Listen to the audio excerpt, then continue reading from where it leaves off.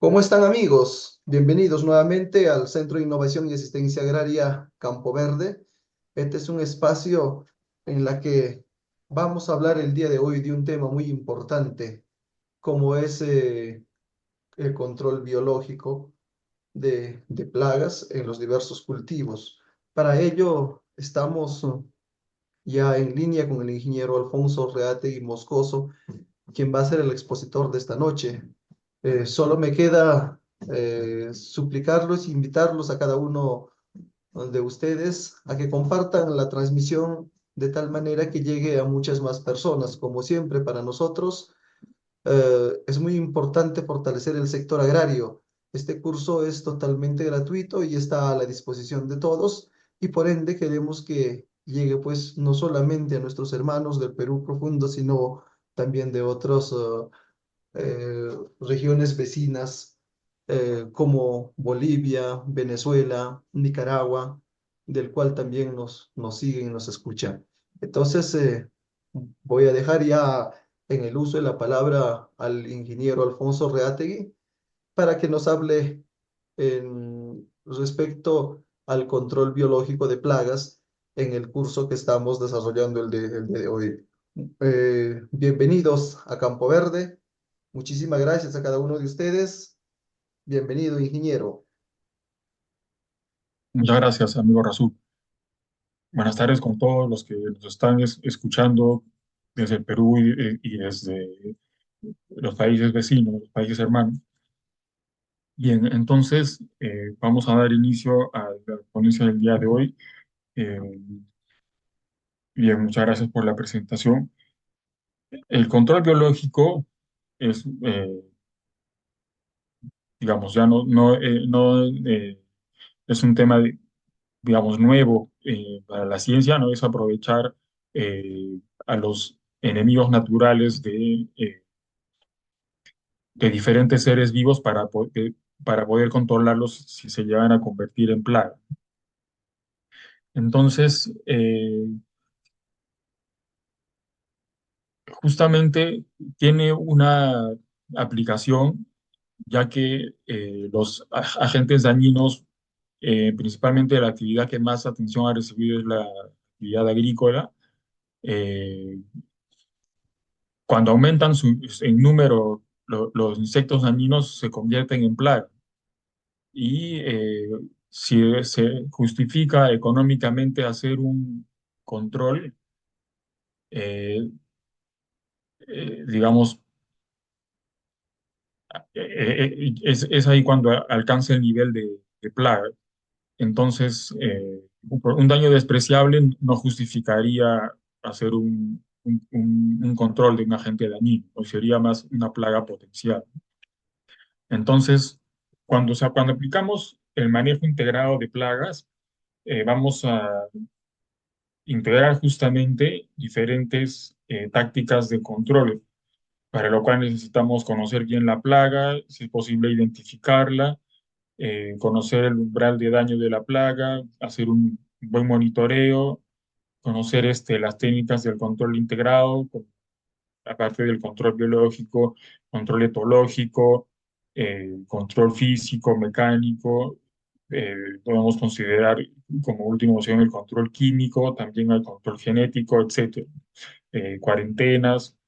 Y también necesitamos conocer la ecología de la planta que estamos eh, cultivando, que estamos sembrando y manejando para prevenir eh, que los eventuales insectos u otros seres vivos que puedan hacer daño, eh, si están presentes, que se mantengan en niveles tolerables. Bien, entonces por eso, eh, antes, digamos, de entrar al tema propiamente, vamos a tocar algunos conceptos fundamentales. Aparte de los ya mencionados, está el nivel de daño económico y el umbral de tratamiento. Eh, el nivel de daño económico es el punto, considerando la densidad poblacional de la plaga, en esta curva, digamos, de incremento poblacional, el nivel de la densidad poblacional de la plaga, en el cual eh, empieza a haber, vamos a decir, a ocasionar una pérdida que debe ser remediada. Pero para que nuestro cultivo no llegue a ese punto por efecto del daño causado por el insecto dañino, pero, necesitamos conocer el umbral de tratamiento. Es decir, si la densidad poblacional llega hasta el nivel de umbral de tratamiento y en ese punto empezamos a aplicar el control, vamos a prevenir que cause un daño económico. Entonces, digamos, antes de que, por ejemplo, que empezara a afectar seriamente el rendimiento eh, por hectárea, por ejemplo, de la producción, ya sea de tubérculos, hortalizas, menestras, etcétera, antes de llegar al nivel de daño económico, ya hemos empezado a aplicar un nivel de control y así evitamos tener pérdida. Y por debajo del nivel de umbral de tratamiento, el daño que causan los insectos dañinos es tan mínimo que no se justifica hacer un control. Bien, ahora una población teórica de una plaga, vamos aquí en este gráfico versus el tiempo, va a estar teniendo eventualmente picos de densidad, ¿no? Es decir, cuando ya genera un daño efectivo y observable, hay una densidad de equilibrio, digamos, alrededor de la cual normalmente oscila la densidad poblacional de la plaga. Y una vez que introducimos un enemigo natural, de acuerdo, a través del control biológico, lo que se espera y uno de los objetivos del control biológico es que en el agroecosistema, digamos, en la parcela cultivada, que se genere una nueva densidad de equilibrio por debajo tanto del nivel de daño económico como del umbral económico o que lo que es el umbral de tratamiento que hemos visto ahorita, o sea, y que se genere un equilibrio entre el enemigo natural y la plaga, y de esta forma permanezcan los dos en el campo y el daño que genere la plaga esté por debajo, digamos, de lo, es, de lo mínimo aceptable. Es decir, sería un daño tan reducido que no se justificaría, si hemos hecho un buen manejo integrado, no se justificaría hacer un control mientras permanezca en este nivel. Bien, ahora brevemente vamos a mencionar los puntos más saltantes del desarrollo del control biológico en el mundo. Aproximadamente a principios del siglo XIII, este año 1200 y siguientes, ya se utilizaba en la China hormigas para controlar un chinche plaga de los cítricos. Bueno, recién en los siglos XVII a XIX empezó el desarrollo, los primeros pasos en América, Europa, África y Asia, es decir, en la mayor parte del mundo, en algunos países, especialmente en Europa y Norteamérica, algunos pasos hacia el control biológico moderno. El primer caso exitoso fue el de la introducción de la mariquita Rhodiola cardinalis de Australia, llevada a Estados Unidos para controlar a la queresa Neisseria purchasi, plaga de los cítricos, a fines del siglo XIX. Y bueno, y después a principios del siglo XX empezó incluso a utilizarse hongos para controlar malezas.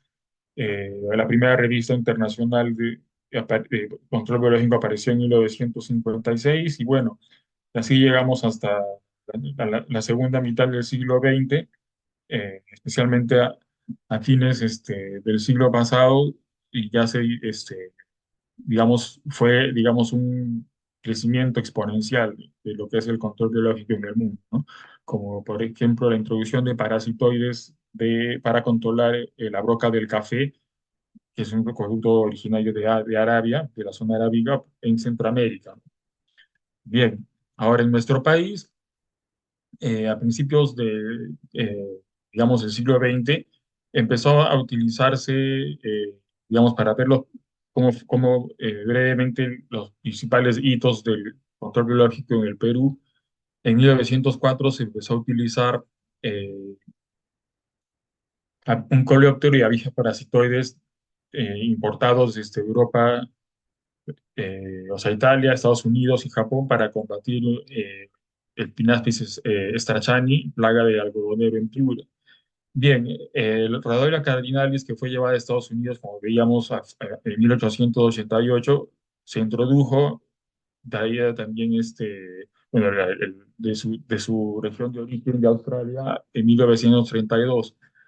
Bien, y posteriormente ya se fue acelerando el crecimiento, por ejemplo, para combatir la querella negra de los cítricos en Arequipa en 1936, la crianza de la mosca taquínida para Teresa claripalpis para controlar a Diatrea sacaralis en 1954.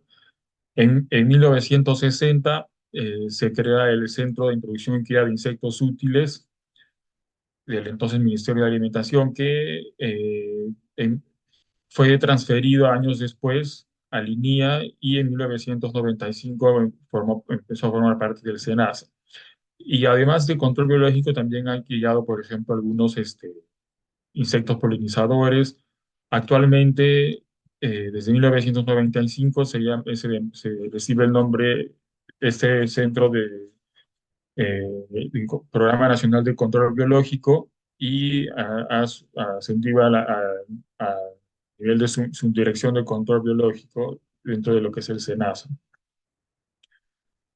Bien, cuando una especie se convierte en plaga, para entrar ya al tema, cuando ocurre alguna de estas, alguno de estos fenómenos, digamos, como veíamos, cuando realiza un daño de consideración, es decir, un daño empieza a generar pérdidas económicas, ya sea por dañar frutos o la parte vegetativa, sí, por decir, en una plantación de lentejas, la producción proviene del fruto, ¿no? De la vaina de la planta de lentejas. Pero si hay un barrenador o alguna oruga que daña al tallo de la planta, la planta va a sufrir y como consecuencia la producción va a disminuir, ¿no? O sea, puede ser un daño directo o indirecto sobre la producción. Cuando la densidad poblacional alcanza el nivel de daño económico, ¿de acuerdo? Ya digamos a un nivel cuantificable en términos económicos, para poder definir el nivel de daño económico, el umbral de tratamiento, se requiere también bastante observación y tomar mucha información en campo.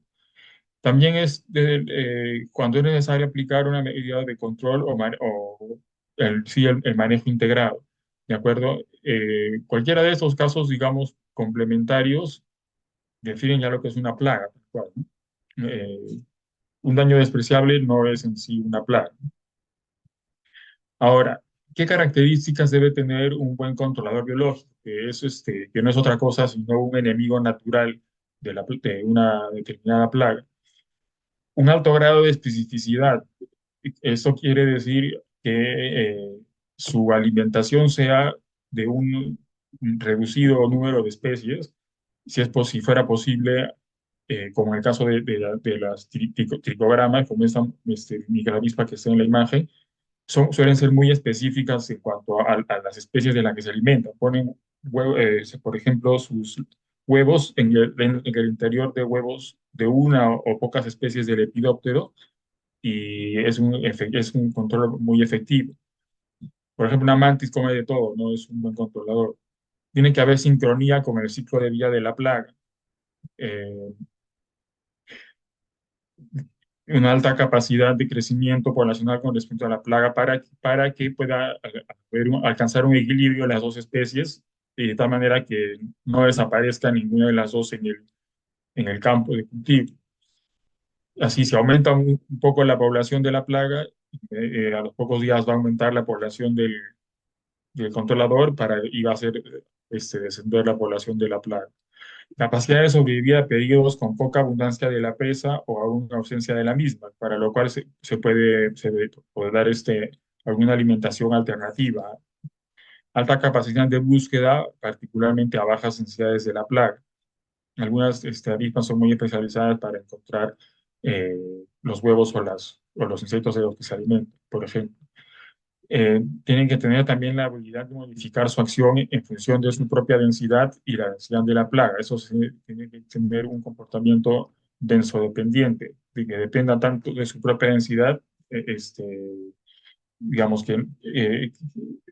que no vea afectada su efectividad en niveles muy altos o bajos eh, su misma población, de la población del controlador o de la población del insecto objetivo del control o de la plaga. Bien, ahora los enemigos naturales que se utilizan para el control biológico son fundamentalmente de tres tipos. Están los depredadores, ¿de acuerdo? Los insectos, principalmente insectos, también pueden ser algunos ácaros o otros seres vivos, pero especialmente insectos como esta mariquita que se alimenta de pulgones, depredadores que cazan y matan a sus presas mientras se la comen. Después están los parasitoides, son principalmente avispas y moscas, que es que ponen sus huevos en el interior o externamente a otros insectos. Algunas también ponen sus huevos en los huevos de otros insectos más grandes, como este que vemos aquí en la imagen superior izquierda, una tricograma poniendo su huevo en el huevo de una mariposa, ¿no? Este, Esos son los parasitoides, que al nacer las larvas se van a alimentar del hospedante y recién cuando ya no necesitan más alimentación y cumplen su desarrollo, el hospedante muere. Y los entomopatógenos son los hongos, bacterias o virus que enferman y matan a las plagas, ¿no? Eso es una técnica muy efectiva para el control por ejemplo, de larvas de lepidópteros, orugas, ¿no? O- de- eh, son las orugas, también para controlar coleópteros, para una amplia diversidad de insectos dañinos de las plantas y los árboles, el control con microorganismos patógenos es muy efectivo. Y eventualmente se puede aprovechar también a algunos competidores, por ejemplo, para eh, contribuir a hacer un manejo de las plagas, por ejemplo, eh, como por ejemplo los hongos, el caso de los hongos antagonistas. En fin, es un campo que, digamos, requiere aún mayor investigación, pero que potencialmente puede también contribuir para reducir el impacto de las plagas. Bien, entonces, otros seres vivos, aparte de los insectos, eh, también tienen sus propios enemigos naturales. Ahora, otros enemigos de los insectos, aparte de los insectos controladores, puede ser también arácnidos, como ácaros que se alimentan de pulgones o de otros ácaros, nemátodos, gusanos microscópicos que enferman y matan. Algunos hacen daño a las plantas, otros son nematodos entomopatógenos que enferman y matan insectos. De igual forma, también en algunos casos se ha visto, se ha utilizado vertebrados como reptiles, aves, mamíferos, insectívoros para alimentarse de, de algunas plagas, de algunos insectos dañinos. Eventualmente, por ejemplo, en zonas donde hay eh,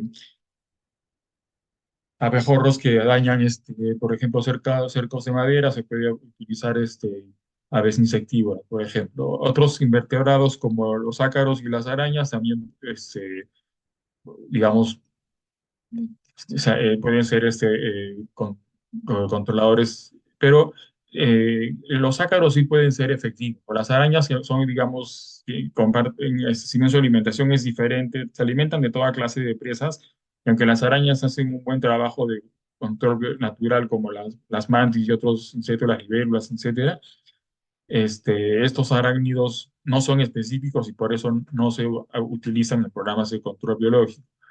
Y bueno, también los reptiles, aves, se alimentan de otros animales como caracoles. Eventualmente los caracoles, que son moluscos, también se pueden convertir en plagas de algunos cultivos,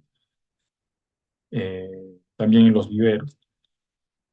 Bien, eventualmente pueden aparecer plagas de roedores, por ejemplo, en los ingenios azucareros, o donde se siembra maíz de repente, eh, o en lugares donde se almacena granos, etcétera, que podrían ser también controlados con de diferentes maneras, ¿no? Control químico, control biológico.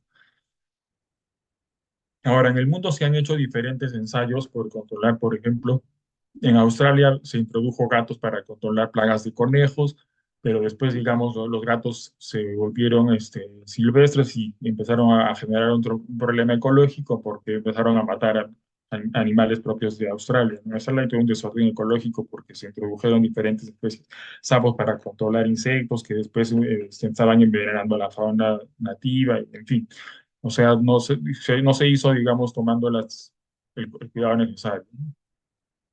De igual forma, se puede utilizar insectos, hongos o nematodos para controlar plantas. Por ejemplo, eh, para, como vamos a ver, como se mencionaba en una de las diapositivas, aunque no hice hincapié, la cuscuta, que es una maleza parásita de las plantas, que en algunos países se está controlando eh, con insectos y también con hongos. Ahora, incluso a ver, un ser vivo que es plaga en una región puede no serlo en otra. Por ejemplo, Australia estaba viendo la alternativa de introducir un mosquito que existe en el Perú para des- digamos, mate a la regeneración natural que estaba apareciendo de prosopis, de algarrobos y guarangos, digamos que se habían salido de control y se estaban comportando como mala hierba, ¿no? Aquí en el Perú ambas especies son necesarias, ¿no? En zonas, su desarrollo es natural en el norte del Perú, en Ica y otras zonas, pero allá estaban generando, se estaban comportando como malezas, ¿no? También, bueno, es por poner un ejemplo. Bien, ahora, eh, bueno, dado que estamos hablando de la introducción al tema en sí del control biológico, no nos podemos extender mucho, pero sí quiero resaltar que no solamente se ha utilizado o no solamente se utiliza el control biológico para controlar insectos, sino también otros animales, incluso no solamente invertebrados, eh, incluso también para controlar plantas. Bien, entonces existen tres tipos de control biológico. El control biológico clásico, que es como el que digamos, este caso exitoso que ocurrió en Estados Unidos cuando la mariquita Rhodolia cardinalis fue llevada para controlar a Escherichia purchasi, plaga de los hídricos, es el control biológico clásico llevar, eh, digamos, buscar un enemigo natural en la región de origen de la plaga y importarlo para introducirlo en el campo de cultivo donde el insecto digamos, la plaga que fue introducida de casualidad en algún momento y de esta forma su enemigo natural de su lugar de origen empieza a hacer un control, ¿no? Ya que en la zona, por ejemplo, como si se ha traído muchas especies o varias especies de eucalipto provenientes de Oceanía, cuando se trajo casualmente el Coleóptero gobernador Foracantas puntata, Aquí no hay, había, ya que era una fauna traída de otra región, no tenía este coleóptero, este cerambícido, enemigos naturales. Entonces, que estaba investigando, por ejemplo, en introducir nematodos para su control biológico, nematodos propios de Oceanía, ¿no? De las regiones de donde es oriunda, de donde es oriundo el eucalipto, ¿no? Por ejemplo. El control biológico aumentativo consiste en incrementar la población de enemigos naturales en una determinada región. Puede hacerse a través de liberaciones inundativas que se hacen, por ejemplo, cuando se libera una gran cantidad de controladores, cuando el nivel, digamos, económico tolerable de la planta, por ejemplo, orquídeas, plantas ornamentales, no toleran ni siquiera niveles muy bajos de una determinada plaga. Entonces, se hace una liberación, digamos, abundante, por ejemplo, de microavispas que acaben rápidamente con las plagas, porque resulta más sano, más económico que hacer un control químico. Pero una vez que la plaga es eliminada, el, el controlador que fue liberado se va a quedar sin alimento. Entonces, se espera un nuevo brote de la plaga, una nueva aparición para hacer otra nueva inundación. Entonces, eso está asociado a los casos en que el nivel económico es a densidades muy bajas de la plaga. Para una liberación inoculativa, en lo que es control biológico aumentativo, eh, se da cuando el nivel de daño económico no es tan mínimo, digamos. Se puede esperar una densidad poblacional baja, pero por debajo del umbral de tratamiento, y entonces cuando se libere el controlador, no es necesario hacerlo en grandes números, sino se va a buscar que conforme pase el tiempo, siquiera unas 2 generaciones de la plaga, alcance un equilibrio las dos poblaciones, ¿no? La de la plaga como el controlador. Entonces, de esta manera, como veíamos en el cuadro en el que se reduce de una densidad de equilibrio inicial, hay una nueva densidad de equilibrio. Eso es lo que se busca conseguir a través de una liberación inoculativa.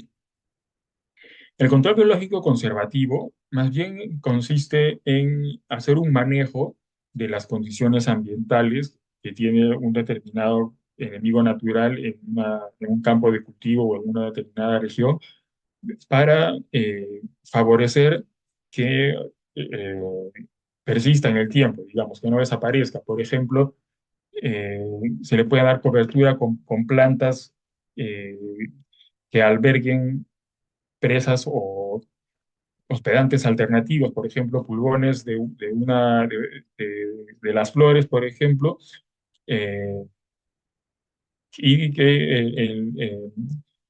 el controlador se alimente de esto cuando desaparezca o cuando baje mucho la población de la plaga objetivo del control o del manejo, por ejemplo, en rosas, digamos, o el producto que estamos cultivando, ¿no? Eh, entonces, de esta manera, conseguiríamos que la población del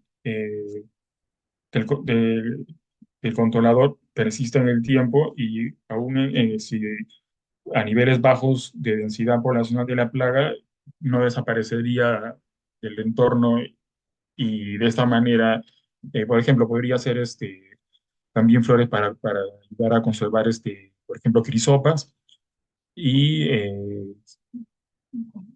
una vez que aumenta la densidad de la plaga, por- porque simplemente es lo que ocurre frecuentemente, ya está presente el enemigo natural y inmediatamente empieza a hacer su trabajo de control.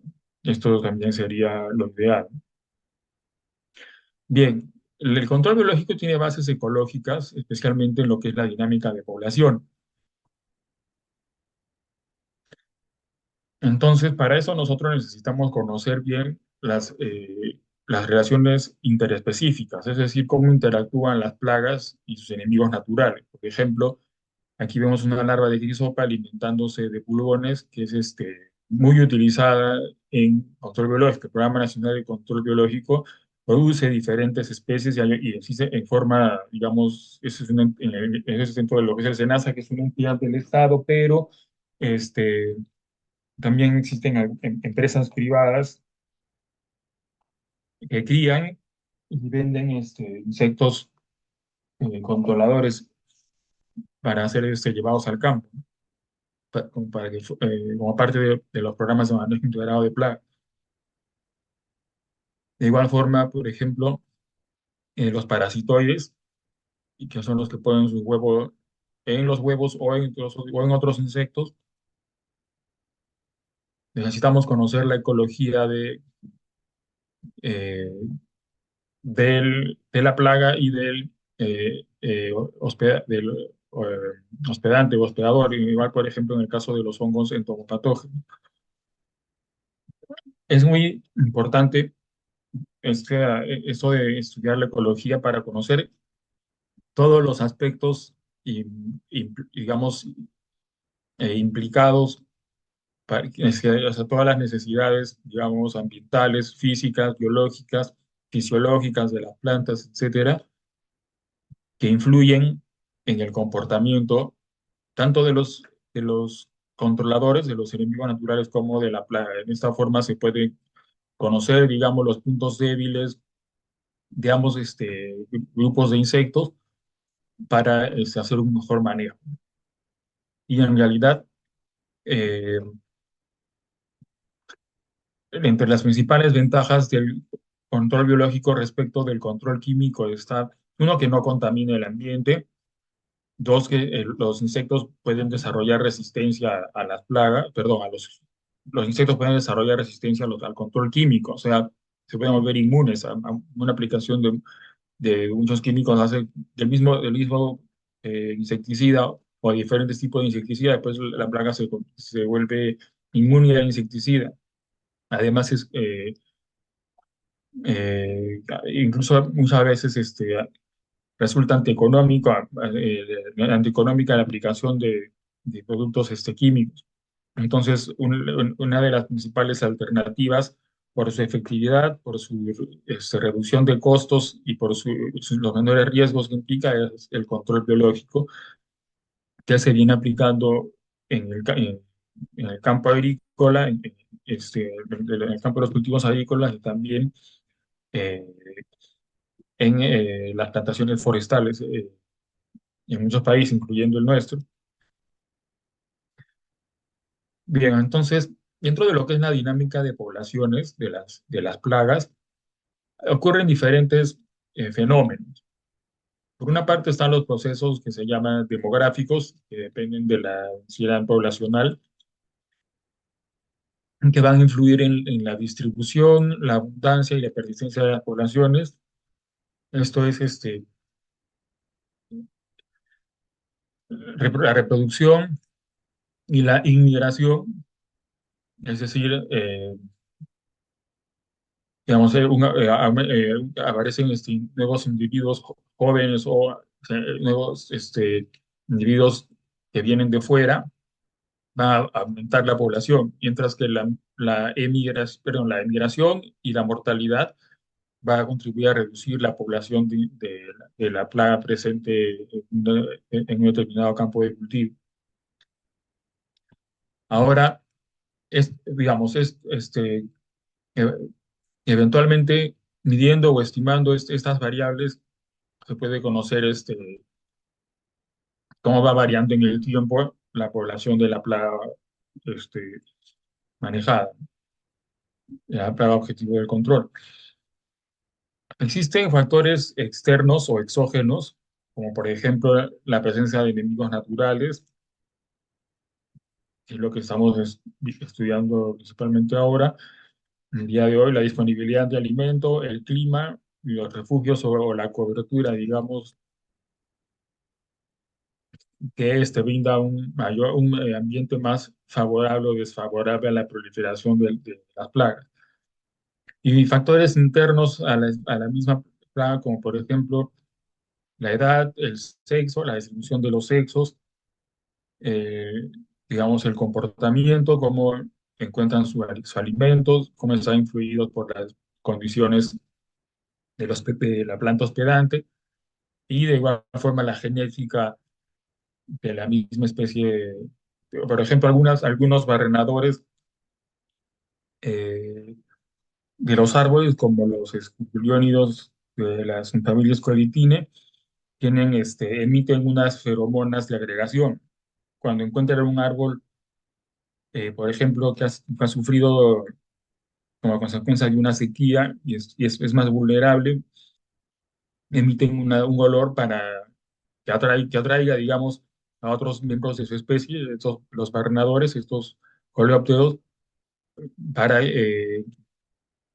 digamos, para que puedan encontrar más fácilmente el árbol que está eh, con un estrés hídrico, ¿no? Por consecuencia de la sequía, y de esta manera eh, rápidamente lo colonizan.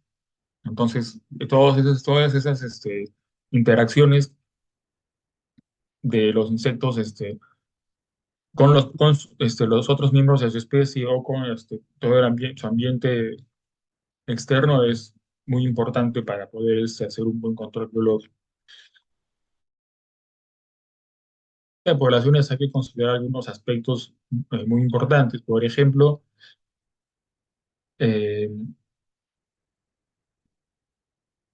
la mortalidad de las poblaciones debe depender de fenómenos asociados a la densidad, como por ejemplo eh, los insectos que a veces pueden encontrar dificultad para encontrar a sus presas cuando la densidad de estas disminuye mucho, eh, pueden verse afectados, digamos, negativamente por la densidad o aceleran su control cuando la densidad de la plaga empieza a aumentar, por ejemplo.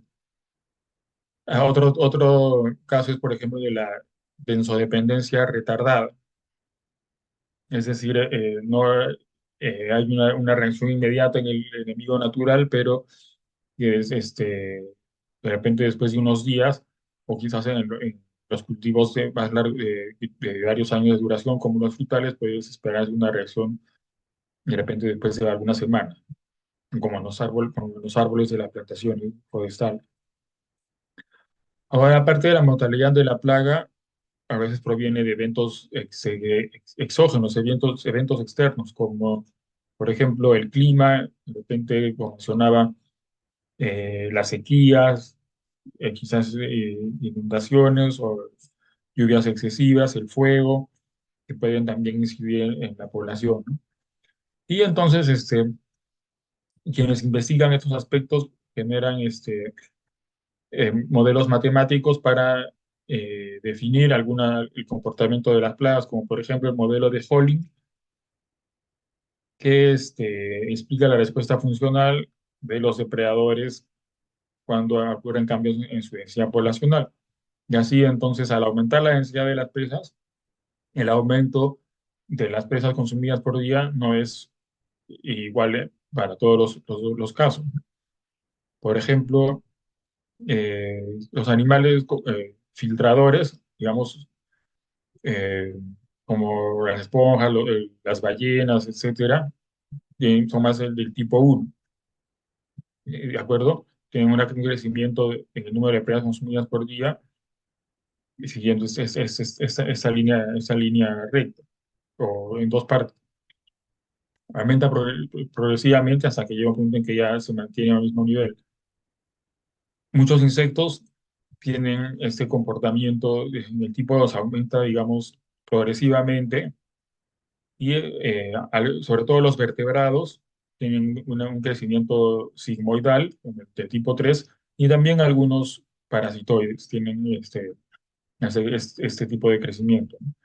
Que en la práctica esto está asociado al tiempo por ejemplo, de manipuleo de la presa, es decir, de repente, si necesitan un tiempo los controladores para encontrar a las presas, o sea, para buscarlas, encontrarlas y alimentarse de ellas. Entonces, el comportamiento de, de estas curvas está influenciado por este fenómeno, por eso yo y otros fenómenos.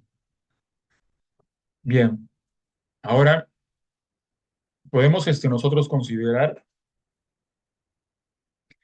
eh, los sistemas estables o los sistemas inestables en base a si eh, existe un equilibrio constante o, bueno, o relativamente variable entre la población plaga y la población del controlador, o de repente eh, una de las dos especies tiende a desaparecer en el tiempo.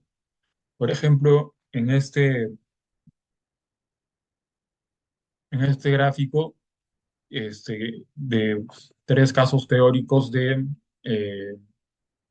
la variación poblacional, la población de la densidad poblacional de una plaga, que es las curvas de puntos blancos, y la curva del parasitoide de puntos negros. En el primer caso vemos que existe una benzodependencia retardada. Esto quiere decir que eh,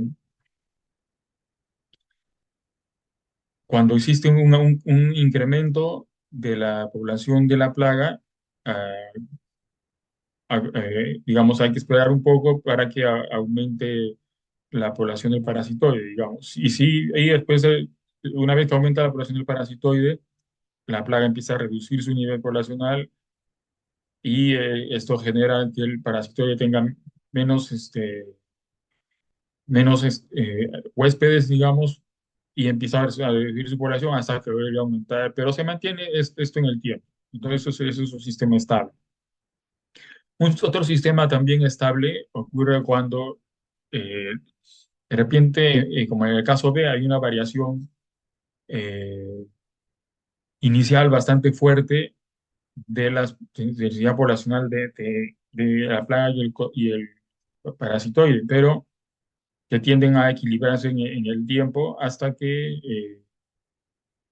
tienden a haber variaciones muy casi imperceptibles. Bueno, el primer y el segundo caso serían los más ideales, aunque más frecuentemente se observa el primer caso. El segundo, eh, bueno, si bien es un caso teórico, no es muy frecuente observar el comportamiento del punto B, pero también sería lo ideal. Y ahora, en el caso C, más bien este sería un sistema inestable, en que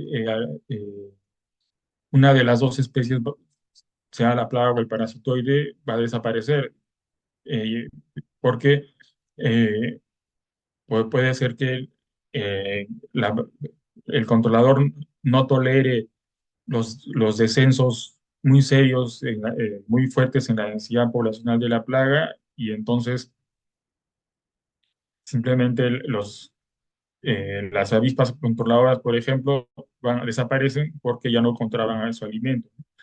Entonces, o podría ocurrir como en las liberaciones inundativas, que el controlador eh, destruya a toda la población de la plaga y por ese motivo se queda sin alimento. Bueno, algunas veces, en algunos casos, económicamente se justifica ese tipo de liberación, pero digamos es un sistema inestable. Y esto está asociado a a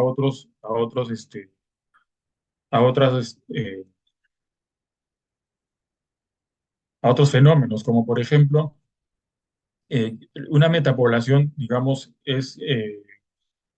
o sea, puede ocurrir a veces la extinción local en una determinada región, digamos, formada por diferentes localidades o muchas parcelas. Puede ser que dentro de una parcela o en una subregión se extinga solo localmente la plaga o el controlador, pero a nivel regional puede ser que siga presente. Entonces, si eventualmente en una zona eh, se desaparece de una zona, si la plaga desaparece de una zona, en- este, a continuación en esa zona puede desaparecer el controlador, pero si está presente en rombos vemos el controlador, eh, y el color plomo es el de la plaga. Si es una vez que esas son las digamos diferentes localidades dentro de una misma región, si desaparece la plaga y a continuación el enemigo natural en una zona, si vuelve a ser invadida por la plaga, de una de las zonas adyacentes va a entrar el enemigo natural, y entonces a nivel regional podríamos hablar de un sistema estable. Ahora, eh, el efecto Ali, ¿de acuerdo? Es que vemos aquí en la parte inferior, en la letra B. Cuando la densidad poblacional alcanza un determinado nivel mínimo, la tasa de crecimiento per cápita, es decir, el crecimiento poblacional que genera cada individuo, ya no vuelve a aumentar. Entonces, ¿por qué? Porque de repente los individuos de la especie ya no se encuentran, pero esto no solamente afecta a las plagas, sino también a los enemigos naturales.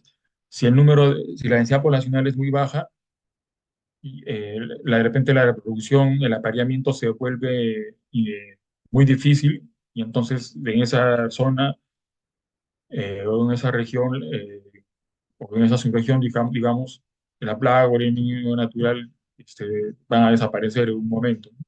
Y entonces, este es uno de los aspectos que se debe considerar cuando buscamos establecer un enemigo natural. Entonces, por eso, primero existe una fase de establecimiento al introducir a los controladores naturales, ya sea depredadores, eh, parasitoides o entomopatógenos, en la cual se espera unas 2 generaciones, o a veces incluso se espera hasta 6 generaciones para ver de la plaga, para ver cuán efectivo es eh, el enemigo natural. Y entonces, eh,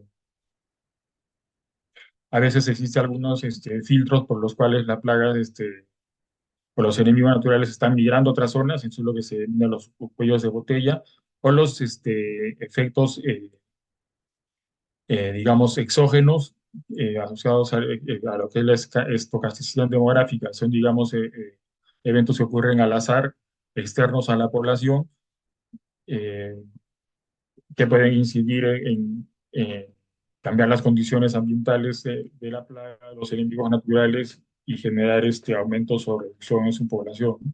Entonces, dependiendo de cuán largo sea el ciclo de vida de la plaga, vamos a necesitar mayor o menor tiempo, dependiendo de cuánto dure cada generación, para ver que el controlador pase la fase de establecimiento. Y si consigue una humedad una densidad de equilibrio en la zona, entonces ya podríamos hablar de la fase de impacto. Entonces, en la primera se hace una evaluación inicial para ver si tiende o no a causar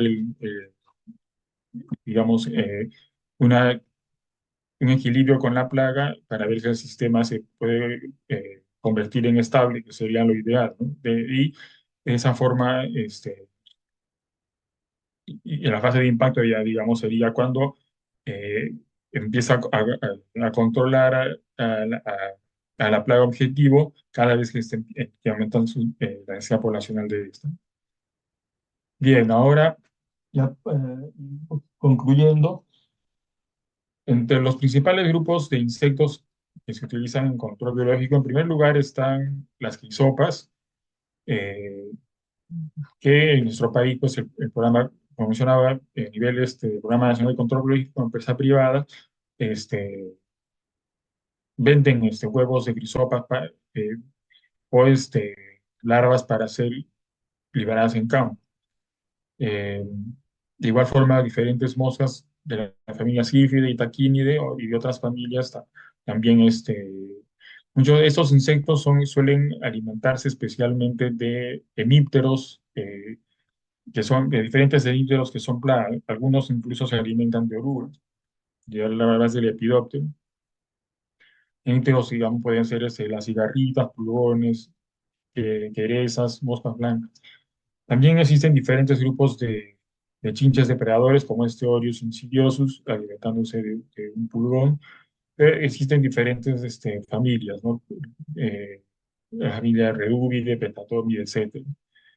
Ahora, dentro de los parasitoides destacan sobre todo las microavispas, eh, especialmente de la familia Trigoramatidae, que aquí vemos una que está eh, colocando sus huevos en los huevos de un hemíptero, ¿no? De un chinche, de un chinche fitófago, un chinche plaga de alguna planta. Y avispas ya no tan microscópicas, o sea, las microavispas, Trigoramatidae, miden a lo mucho alrededor de 1 milímetro cuando son adultas, o sea, son muy, muy pequeñas. Mientras que existen otras avispas que también son parasitoides, pero ya de mayores tamaños, y por ejemplo, algunas colocan sus huevos en pulgones o en cerezas, orugas, etcétera. Y bien, entonces, eh, así hay avispas ideomónidas, dracónidas, encítidas, afelínidas, etcétera. Bien, vamos a ver ahora algunos ejemplos para ir terminando. Eh, Voy a enviar imágenes de estos casos, que ahora digamos, con él a través del administrador, de nuestro anfitrión, ahora vamos a mencionar estas imágenes, ¿de acuerdo? Perdón, estos casos. Por ejemplo, este eulófido, que es una avispa parasita a los cirios del palto, que se está utilizando exitosamente en Chile. Bien, de igual forma, el bracónido Cotesia flavipes, que controla a Diatrea sacaralis, es parasitoide de las orugas de Diatrea sacaralis en Brasil. Bien, se está utilizando, por ejemplo, en cultivos en invernadero. Esto se usa, los invernaderos se utilizan especialmente en zonas frías, donde se genera en el interior eh, un ambiente más caliente, más cálido que el externo, especialmente en los países templados o zonas, digamos, de mucha altura. Por ejemplo, en Carcia formosa, para controlar la mosca blanca, Teleroides vaporarium, por ejemplo, el ácaro de la familia Phytoceide, Phytoseiulus persimiles, que depreda a otro ácaro conocido como arañita roja de la familia Tetranychus. Ahora, por ejemplo, el caso de los entomopatógenos, se utiliza mucho la bacteria Bacillus thuringiensis, eh, que enferma y mata, por ejemplo, a un gran número de insectos pequeños, incluyendo orugas, adultos de eh, hemípteros, coleópteros y otros insectos. Y las cepas de estos entomopatógenos también son producidas y comercializadas en el Perú por el Programa Nacional de Control Biológico. Inclusive también no solamente para el campo agrícola, sino también para las plantaciones forestales. También hongos como de los géneros Beauveria y Metarrhizium también enferman y matan a un número de plagas como orugas, termitas, moscas blancas, áfidos, etc. Bien. Y algunos ejemplos de control biológico aplicado a plagas forestales, por ejemplo, la avispa plaga de los pinos, plaga de la madera de los pinos, Silex noctilio está controlada gracias a un nemátodo. Existen también diferentes especies de avispas, de microavispas que se evaluaron.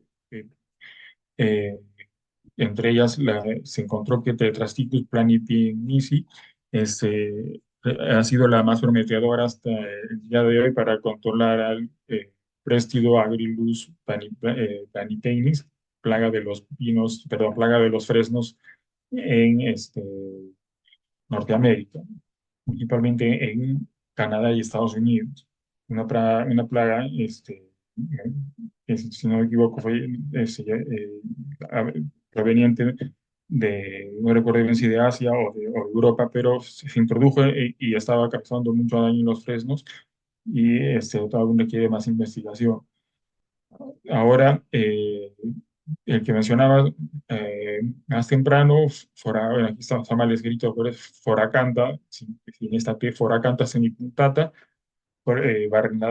Ceravicio barrenador de los eucaliptos, que llevado de Australia al sudeste asiático, África y Sudamérica, este coleóptero, casualmente, y se está intentando controlar, entre otras, estos son métodos por la liberación de esta avispa encírtide, Avicennia longo, bien proveniente de Oceanía, ¿no? Por otro ejemplo, es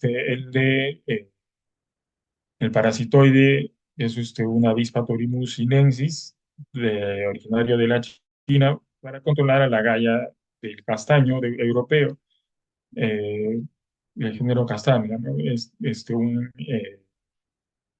Esta avispa agalladora es de la familia Cinipi, ¿bien? Y entonces, eh, consideraciones finales sobre el control biológico eh, para alcanzar, digamos, la efectividad. El control biológico es una alternativa a los métodos de elevada toxicidad y persistencia, como el control químico, que además mata a todos los insectos, sean buenos o malos, digamos, benéficos o dañinos, incluso para los polinizadores. El manejo integrado de plagas es el paradigma actual de la protección agrícola y forestal, en el cual el control biológico juega un rol fundamental. Y finalmente, perdón, el control biológico tiene un resultado más duradero y permanente. También eh, digamos que tiene una baja o casi nula de toxicidad. Y la relación costo-beneficio es muy favorable cuando se logra una práctica exitosa, particularmente cuando se logra una estabilidad local o regional entre la plaga y sus enemigos naturales. Bien, entonces, de esta manera tuvimos esta introducción al control biológico del día de hoy y ya vamos a estar compartiendo eh, el PPT de esta exposición. Bien, muchas gracias a todos por